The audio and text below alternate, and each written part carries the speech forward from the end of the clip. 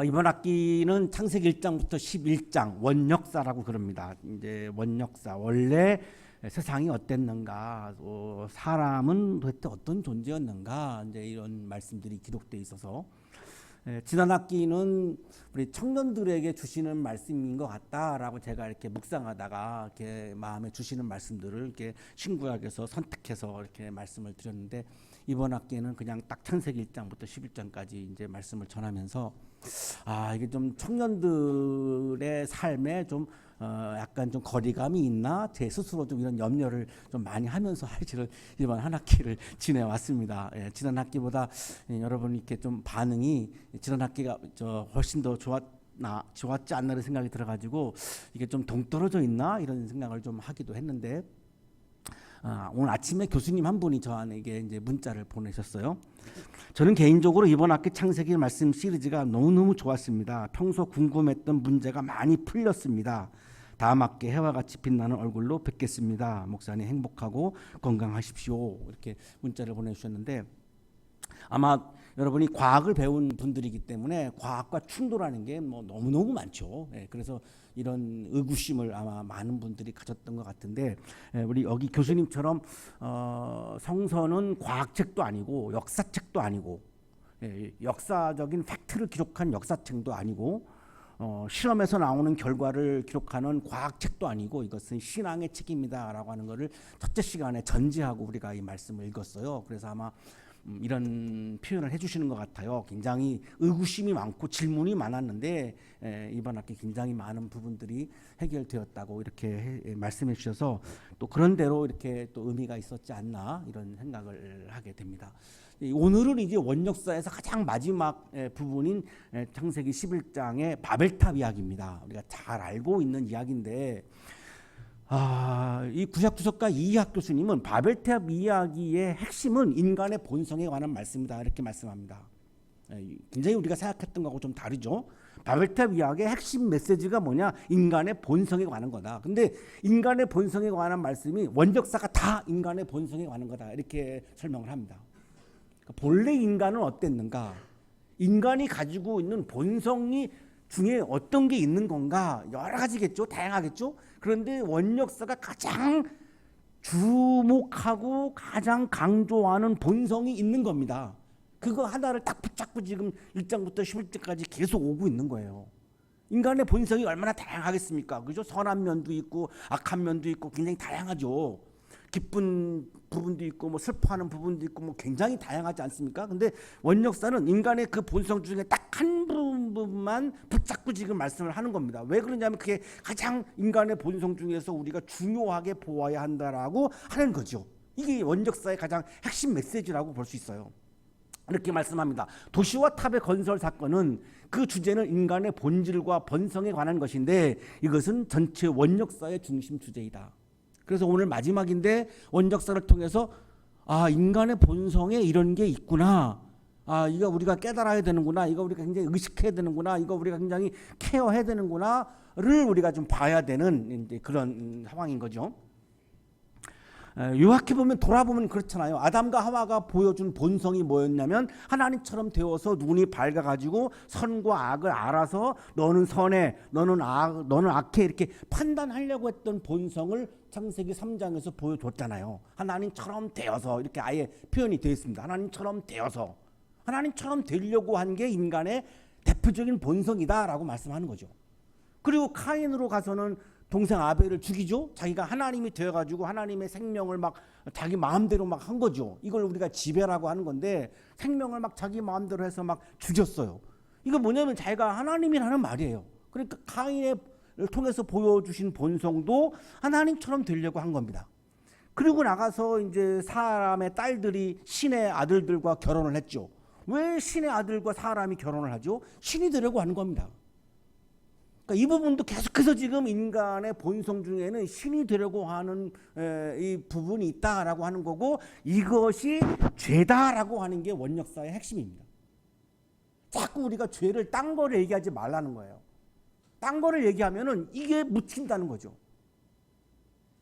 도덕적인 죄 이런 거 얘기하지 말라는 거예요. 그거는 그냥 도덕 수업 시간에, 도덕 강의 시간에 이야기될 것이고, 신앙을 논하는 자리에서는 도덕적인 죄를 말할 게 아니라 영적인 죄를 말해야 된다는 거죠. 영적인 죄는 뭐냐? 하나님처럼 되려고 하는 거다. 그러면 하나님처럼 되려고 하는 게 뭐냐? 그걸 한마디로 교만이라고 하는 겁니다. 교만이 죄라는 겁니다. 아직도 이 사람을 뛰어넘은 구약학자가 저는 없다고 보는데, 아직도 이게 한 옛날 사람인데 아직도 다 그냥 이분의 그냥 해놓은 작업 밑에서 그냥 연구하는 것으로 보여요. 제 눈에는 전 세계를 대표하는 구약학자입니다. 폰나트라고 하는 사람이 죄는 뭐냐? 인간이 하나님이 되려고 하는 교만이다 이렇게 말합니다.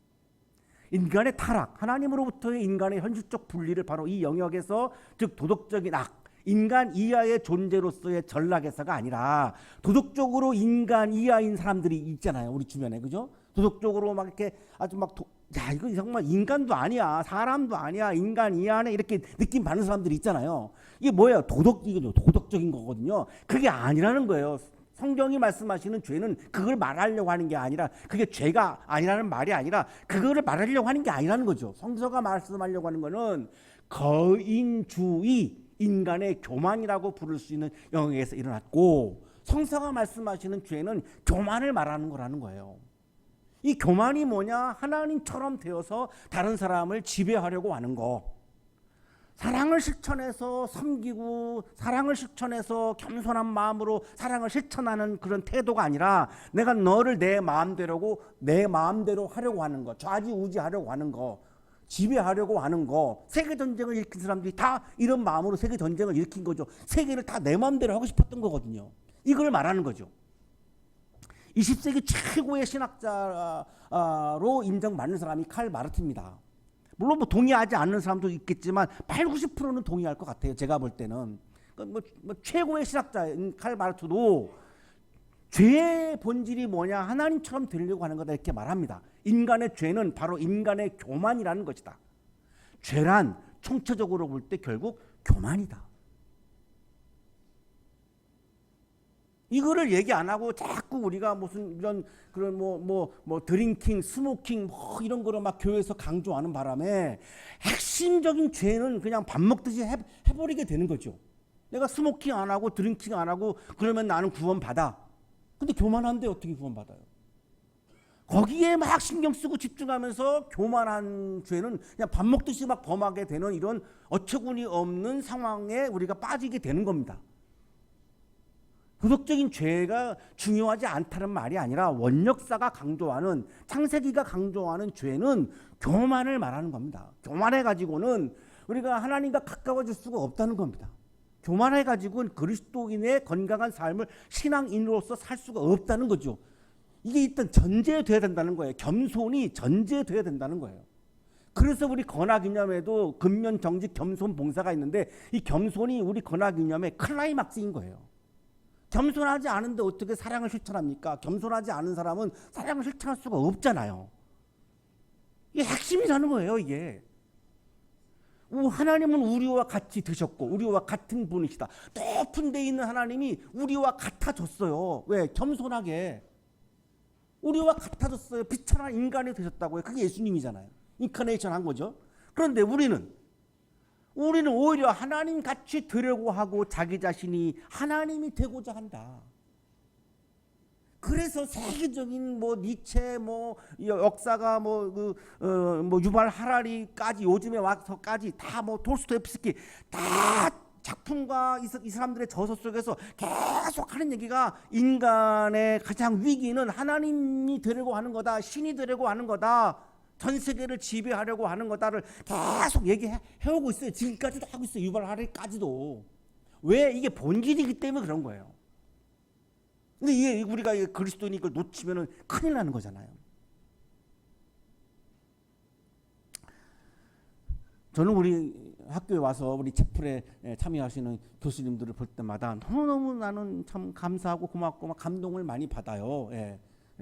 제가 일반 교회에서 목회할 때 가장 교만한 분들을 보면은 교수님들이었거든요. 교회에서. 정말로 교만해요.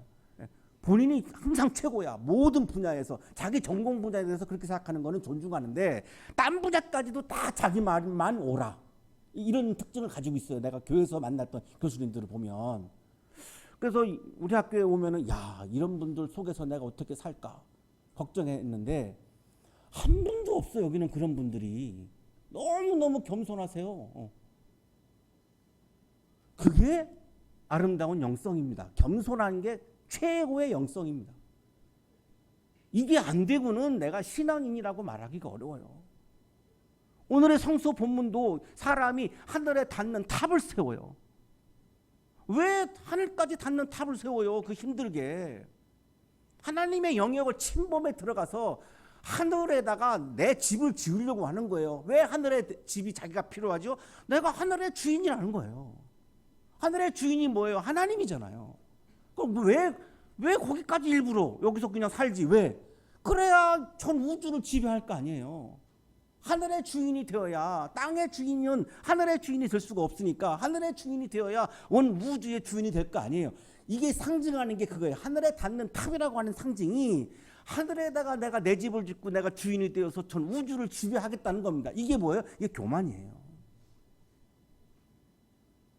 땅에서 집을 짓고 사는 것에 대해서 내가 만족하고 감사하는 게 아름다운 신앙이고 영성인데 내 영역을 막 벗어나는 거예요. 내 영역을 벗어나는 거예요. 그래서 막 하늘에까지 막 침범해 들어가는 거죠. 그 하늘은 하나님의 영역이거든요. 하나님의 집이 있는 곳이거든요. 이렇게 시작하죠. 처음에 세상에는 언어가 하나뿐이어서 모두가 같은 말을 썼다. 제가 중고등학교 30대 때 교목을 했었는데 중고등학생들이 제일 좋아하는 말씀 중에 하나가 이 창세기 11장 1절이에요. 이때는 영어 공부 안 했겠네요. 나한테 그러더라고요. 얼마나 영어 공부하는 게 힘들면 목사님 그때는 영어 공부 안 했겠네요. 당연하지. 그냥 언어가 하나인데 뭐. 그런데 제가 설명을 했죠. 이게 좋은 게 아니라고. 왜요? 그래요. 전 세계가 하나의 언어를 쓰면 어떤 일이 벌어질까? 그 나라의 모국어를 쓰고 있는 그 나라가 혹은 그 나라의 한 사람이 전 세계를 지배하기가 쉬울걸? 왜요? 소통이 되잖아. 바이든 대통령이 나를 지배 못해. 내가 그런 비유를 들었어요. 왜요? 내가 못 알아듣는데 한번 어떻게 나를 지배해 그 사람이. 알아들어야 지배를 하지. 아, 그러네요. 깜짝 놀라더라고 애들이. 예. 그래서 고부 간의 갈등이 많잖아요. 이 시어머니하고 며느리하고. 이 고부 갈등이 가장 없는 이 가족이 국제결혼하는 가정이라고 그러더라고요. 예. 며느리가 시어머니의 말을 못 알아들으니까 시어머니가 영어를 잘 못하기 때문에 예. 고부 갈등이 없대요. 예. 그래서 우리가 외국 여행 가 있으면 마음이 편안하잖아요. 뭐 잘 못 알아들으니까 뭐 나한테 누가 욕을 하든지 말을 내가 못 알아듣는데 뭐 스트레스를 안 받잖아요. 그래서 이랬는데 하나님이 심판으로 언어를 나눈 건데 결론부터 말씀드리면 그 심판 속에는 하나님의 오늘의 창조가 있는 겁니다. 언어를 흩으셨기 때문에 한 사람이 전 세계를 지배하지 못하게 하신 겁니다. 심판이지만 동시에 이게 하나님의 오늘의 창조였던 겁니다. 놀라운 사실인데 이 언어가 하나였다라고 하는 증거는 존재합니다. 이 창세기 10장에 보면은 이제 민족들의 목록이 나오는데 70개의 민족이 나와요. 그러니까 70개의 민족이 한 언어를 쓴 거잖아요. 근데 수메르의 서사시에 보면 인류가 하나의 언어를 사용했다라고 하는 기록이 나와 있어요. 그 당시에는 분명히 이제 하나의 언어를 썼던 게 분명하죠. 그랬는데 사람들이 동쪽에서 이동해 와요. 개역 성경에는 동쪽으로 갔다라고 되어 있는데 우리 세번역에는 동쪽에서 왔다라고 되어 있어요. 그래서 이제 히브리어 성서를 보면 전치사 민이라고 되어 있어요. 이 민은 투가 아니라 프롬이에요. 그러니까 세번역이 더 정확한 번역이에요. 동방으로부터 메소포타미아 지역, 유프라데스 강, 티그리스 강이 흐르고 있는 메소포타미아 지역으로 동방으로부터 사람들이 이동해 온 거예요. 그럼 이 동방에 있는 사람들은 누굴까? 모르죠, 물론. 그러나 우리 한국인일 가능성도 있어요. 동방으로부터니까. 그러면 한국인이 어마어마하게 오래된 최고로 오래된 민족일 수도 있어요. 이 가능성을 남겨놨어요. 어느 나라 어느 민족 어느 나라하고는 이게 딱 꼬집지 않았기 때문에. 그런데 하여튼 동방으로부터 지금 메소포타미아 지역보다 동쪽이니까 극동아시아죠. 예. 이쪽에서 옮겨온 거죠. 그래가지고 신할에 자리를 잡았어요. 신할은 지금으로 말하면 이라크고 티그리스강, 유프라데스강이 흐르고 있는 메소포타미아 지역입니다. 그러니까 메소포타미아라고 하는 말이 강과 강 사이라고 하는 뜻입니다. 그러니까 티그리스강, 유프라데스강 그 사이에 존재한다는 거죠. 자, 여기에 도착해가지고 사람들이 이제 대화를 나누다가 이렇게 말하는 겁니다. 벽돌을 빚어서 단단히 구워내자. 이래가지고 막 벽돌을 막 만듭니다. 이게 이제 돌로 집을 지었었는데 이제는 하나님이 지으신 돌이 아니라 사람의 문명으로 이루어진 벽돌로 건축을 하기 시작하는 겁니다. 왜 그럴까요? 하나님을 배제하는 거예요. 하나님의 지배를 안 받겠다는 거예요. 우리 독자적으로 살겠다는 거예요. 하나님이 만들어신 돌로 지으면 하나님의 소유권이 있잖아요. 그 돌이 하나님 거니까. 그러니까 그냥 벽돌을 만들어서 그냥 우리 집을 만들겠다는 거죠. 그리고 이제 흙으로 이렇게 집을 지었는데 역청을 만들어요. 역청은 이제 아스팔트 생각하시면 됩니다. 이 아스팔트를 이제 이렇게 벽돌로 쌓은 다음에 이렇게 막 바르는 거죠. 이래서 하나님과 무관한 하나님의 창조 세계를 배제하는 하나님의 창조 세계를 대적하는 건축에 들어가는 겁니다. 그러니까 이때부터 하나님이 되려고 하는 마음을 벌써 이제 이게 노출시키고 있는 거죠. 자, 도시를 세우고 도시는 뭐죠? 하나님의 나라가 아니고 그냥 인간 사람들의 왕국인 거죠. 우리들의 나라를 만들자는 거죠. 그 안에 탑을 쌓고서 탑 꼭대기가 하늘에 닿게 하여 하늘에 닿는 탑을 쌓자. 그래서 우리가 신이 되자. 우리가 우주를 지배하자. 인간의 본성 중에는 타인과 세계를 지배하려고 하는 마음이 있다는 겁니다. 누구에게? 우리 모두에게. 저를 포함해서 우리 다 지금 여기 다. 이게 없을 수가 없다는 거예요. 다 존재한다는 거예요. 우리 모두에게는. 왜 그러면 그렇게 하려고 하느냐? 우리의 이름을 날리고 우리가 한번 묵상했죠. 이름을 짓는 거는 지배권의 의미가 있다고 이 히브리권에서는 내가 강아지의 내 이름 내가 지어주면 강아지를 내가 지배하는 것처럼 이름은 지배권의 의미가 있습니다. 그러니까 이름을 날리자라고 하는 건 뭐죠? 지배자가 되자라고 하는 말입니다.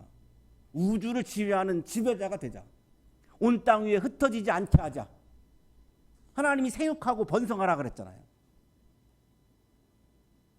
그런데 이거를 반기를 드는 거예요. 우리 그냥 흩어지지 말고 딱 모여가지고 우리가 하나로 뭉쳐가지고 우리가 하나님을 대적해서 우리가 하나님이 되어가서 전 세계를 지배해야지. 우리 흩어지지 마. 홍수 내리려면 내려. 하늘까지 올라갔는데 뭐 우리 이제 홍수로 안 죽어. 홍수 심판까지도 지금 대응하는 거죠. 이렇게. 이게 우리들의 인간의 본성 중에 있다는 겁니다. 이 마음이. 러시아 작가 중에 네치브라고 하는 사람이 인간이 하늘에 거처를 짓고자 하는 것은 신처럼 되려고 한 것이다 라고 이렇게 또 설명을 해요. 기술력에 도취되어 바벨을 건설한 사람들은 자신들이 신처럼 되었고 이제 손으로 만든 축소된 우주인 자신만의 국제도시를 건설할 수 있다고 믿었다. 인간이 지배하고 인간이 다스리는 인간만들의 왕국, 하나님의 지배를 받지 않는 이런 우리들의만의 왕국을 세워서 이제는 더 이상 홍수 심판도 소용없고 하나님의 명령도 소용없고 하나님의 말씀도 다 소용없고 그냥 우리 마음대로 살 거야. 우리 마음대로 살래. 이런 거라는 거죠. 이런 마음이 우리에게 있다는 겁니다. 자, 우리 모두는 자유인이니까 우리에게 자유가 있습니다. 지배를 받지 않을 권한이 있습니다. 그러나 그렇다고 해서 모든 것을 다 내 마음대로 할 수는 없어요. 왜? 다른 사람에게 피해가면 안 되죠. 내 자유가 중요하면 다른 사람들의 자유도 중요한 건데 자, 그러나 하나님을 다 배제해버리고 그냥 우리가 하고 싶은 대로 살래라고 하는 순간 결국은 내 멋대로의 삶을 살게 되는 거죠. 그게 자유가 확보되는 인간의 아름다운 삶이라고 할 수가 없어요. 그런데 우리 모두에게는 그 본성이 있다고 지금 얘기하는 거예요. 메소포타미아에는 지구라트가 있는데요. 이 지구라트가 구운 벽돌로 쌓아가지고 이제 하늘까지 하나의 상징이죠. 높이 올라가는 탑, 하늘과 지상을 연결하는 거룩한 탑이라고 하는 게 지구라트예요. 지금 고고학자들에 의해서 발견된 것만도 30개입니다. 그러니까 바벨탑 하나가 있는 게 아니고 이 탑들이 굉장히 많아요. 그 인간의 본성에서 나온 그 마음이 하나의 탑만 세운 게 아니에요.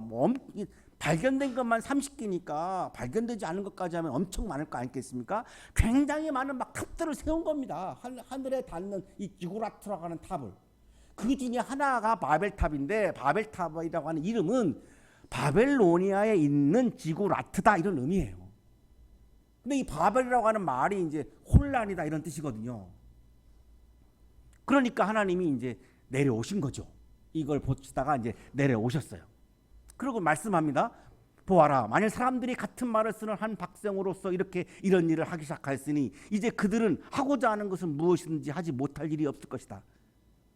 제가 중고등학생들한테 설명했던 근거가 이거예요. 전 세계인들이 한 공용어를 쓰면 못할 일이 없다. 이게 하나님이 하신 말씀이에요. 못할 일이 없다는 거예요. 전 세계인들이 하나의 언어를 쓰면 못할 일이 없다. 못할 일이 없다는 게 뭐냐면 전능이죠. 전능할 때 전능입니다. 전 세계를 지배하는 그 한 사람이 못할 일이 없어요. 뭐든지 다 할 수 있어요. 전능이 돼버려요. 신이 되는 거죠. 이게 위험하다는 겁니다. 이게 굉장히 위험하다는 겁니다. 자, 우리가 내려가서 그들이 저기에서 하는 말을 뒤섞어서, 그러니까 어떡합니까? 말을 섞어야 될 거 아닙니까? 전 세계인들이 하나의 언어를 쓰면 안 되는 거예요. 그들이 서로 알아듣지 못하게 하자. 서로 알아듣지 못하게 해야 되겠다. 안 그러면 이거 큰일 나겠다. 여기저기서 그냥 막 전능한 사람들이 나와가지고 그냥 막 온 전 세계를 막 자기 마음대로 하겠구나. 예. 히틀러 같은 사람들이 막 어마어마하게 출연을 많이 하겠구나. 이런 설명이죠. 예. 그러니까 흩어야 되겠다. 이학 교수님의 설명입니다. 하나님께서 이 땅에 오신 것은 심판을 위한 것이라고 얘기합니다. 하나님은 인간들의 행동을 하나님과 같이 드려는 시도로 간주하고 그들을 심판하기 위해 이 땅으로 내려오신 것이다.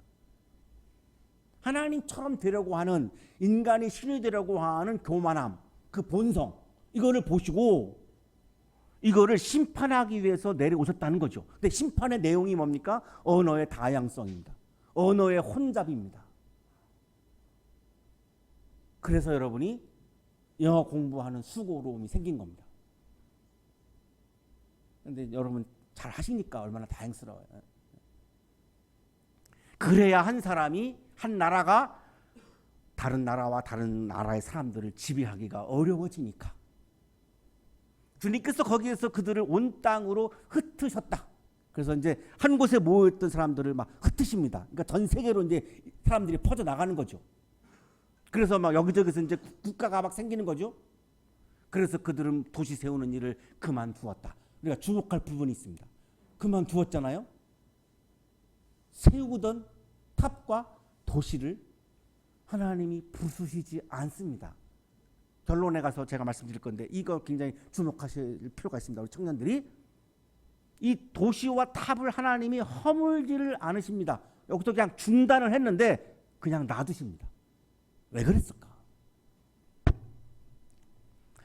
인간의 교만에 대한 심판의 내용은 언어의 혼잡과 인류의 분산이죠. 그래서 이제 건축이 이제 중단됐어요. 그래서 사람들의 이제 말이 막 뒤섞였어요. 이 뒤섞여가지고 이게 혼란스러운 상태, 이거를 이제 바벨이라고 말하는 겁니다. 이 바벨이라고 하는 말의 뜻이 이제 혼란이다, 이제 이런 뜻입니다. 하나님이 언어를 혼잡하게 만든 것은, 언어의 다양성을 만든 것은 인간의 교만함을 심판하면서 동시에 더 이상 지배하는 것이 확대가 되지 않도록 하나님의 사랑과 은혜 안에서 살게 하시려고, 사람의 지배 안에서가 아니라 하나님의 사랑과 은혜 안에서 살게 하시려고 하는 하나님의 섭리다. 이학 교수님이 설명하는데 저는 이 섭리를 창조로 바꾸고 싶어요. 하나님의 오늘의 계속되는 창조다. 그 시점에 바벨탑 사건 시절에 오늘의 창조였던 거고요. 자, 체프를 드리고 있으면서 우리 한 학기를 마무리하는 이 상황에서는 또 오늘의 창조입니다.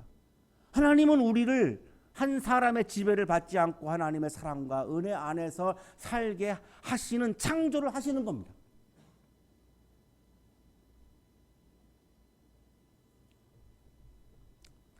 여러분 잘 모르시나요? 이제 그 세계적인 밴드 중에 그 비틀즈라고 하는 그 밴드가 있었죠. 옛날에 영국에. 영국 사람들은 그 우리 방탄소년단 가지고 그 한국의 비틀즈다 이렇게 부를 정도거든요. 그러니까 뭐 어마어마한 인기 그룹인데 그 사람들이 불렀던 노래 중에 대표적인 노래가 이제 레디비잖아요. 레디비. 그 레디비 가사를 보면 이 사람이 막 힘든 거예요. 살면서 막 힘들어. 그러니까 엄마가 메어리, 그러니까 마리아죠, 마리아. 엄마 마리아가 자녀한테 지혜로운, 거기 나와요, 그죠? 스피킹 위즈 뭐 위스덤 이렇게 지혜로운 조언을 해줘요, 엄마가 자녀에게 지혜로운 조언을. 그 지혜로운 조언이 뭐냐면 레디비예요. 얘야, 힘들어? 그 레디비 내버려둬, 내버려둬 이거예요. 왜 내버려 두라갈까요? 제가 그 노래를 들으면서 내가 받는 느낌은 그거죠. 하나님이 하시는 부분이 있어 얘야. 네가 그걸 다 하려고 하니? 네가 그걸 다 붙잡으려고 그래? 네가 그걸 다 해결하려고 그래? 안 돼. 어림도 없어. 그냥 내려놔. 레디비 그냥 내버려둬. 하나님이 개입해서 하나님이 하시는 부분이 있는데 왜 네가 다 해결하려고 그래? 네가 모든 걸 왜 다 너 혼자 다 하려고 그래? 안 돼. 레디비 계속 그 노래에서 그냥 나옵니다. 레디비. 인간이 막 하나님까지 돼가지고 막 전 세계를 지배하고 막 모든 세계의 문제를 해결하려고 하고 막 하니까 하나님이 레디비 하는 거죠. 내버려둬. 내가 하나님이야. 내가 우주의 왕이야. 내가 가만히 있지 않아. 내가 사람들을 사랑과 은혜와 축복 안에서 살게 하고 싶은 내 마음이 간절한데, 아니 사람이 불행하게 사는 거를 내가 그냥 보고만 있을 것 같아? 안 그래. 나야 나. 내가 하나님이야. 내가 하나님인데 왜 몰라? 이런 거죠. 이게 하나님의 오늘의 창조입니다. 한 학기 동안 체프로에 나오신 여러분 한 사람 한 사람을 하나님은 아십니다. 아시고 여러분이 너무나 힘들게 살면서 모든 것을 막 다 여러분 해결하려고 하는 모습을 보시면서 하나님이 하시는 말씀이 레디비예요. 레디비. 내버려둬. 내가 도와줄 거야. 내가 네가 불행하게 살도록 내가 할 것 같아? 아니야. 너 한 학기 동안 체프로 열심히 나왔잖아. 말씀 훈련 받았잖아. 말씀 묵상했잖아. 나에게 찬양을 올렸잖아. 그런데 내가 그냥 너한테 무관심 하겠니? 아니야. 사랑과 은혜 가운데 살게 할 거야. 이게 여러분을 향한 하나님의 오늘의 창조예요. 사랑하는 한양 가족 여러분, 하나님께서는 문명의 발달 자체를 거부하시지 않습니다. 과학기술의 발달을 방해하지 않습니다. 도시와 탑을 파괴하지 않은 부분이 바로 이 부분입니다. 자, 여러분이 이 바벨탑 이야기를 들으시면서 내가 내 전공 분야에서 나는 열심히 내가 문명의 발달과 기술의 발달을 위해서 노력하고 있는데 그게 그럼 죄라면 내가 전공을 바꿔야 되는 거 아닙니까? 이렇게 생각하는 분이 있을 것 같아요. 없으시죠? 내가 봤거든요. 우리 학교에서 실제로 바꾼 분이 있어요. 공대 다니다가 신학으로 바꾼 분이. 난 그거 찬성하지 않아요. 내 전공 분야에서도 얼마든지 하나님을 기쁘게 해드리는 일을 할 수가 있는 겁니다. 꼭 목사만 해야지만 하나님의 일을 하는 게 아니고, 이 찬양하는 것도 하나님의 일이고, 여러분 공학도가 하는 것도 하나님의 일이고, 법학도가 하는 것도 하나님의 일이고, 다 온 우주의 왕이시기 때문에 내 전공 분야를 통해서 얼마든지 하나님의 일을 할 수 있는데, 굳이 나는 하나님의 일을 할 거야 하면서 전공을 바꾼 분, 난 그거 찬성하지 않아요. 왜냐하면 하나님은 문명의 발달과 기술의 발달을 반대하지 않으십니다. 그래서 허물지 않은 거예요. 하나님이 악하다고 본 거는 문명의 발달과 기술의 발달이 아니라 타인과 세상을 지배하려고 하는 교만이 악하다고 말씀하신 거죠. 인간이 인간 이상이 되려고 하면 인간 이하가 됩니다.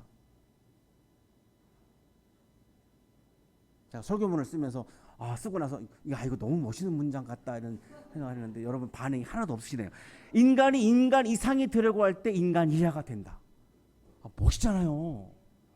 어디 책에도 안 나오는. 야 이게 겸손이에요.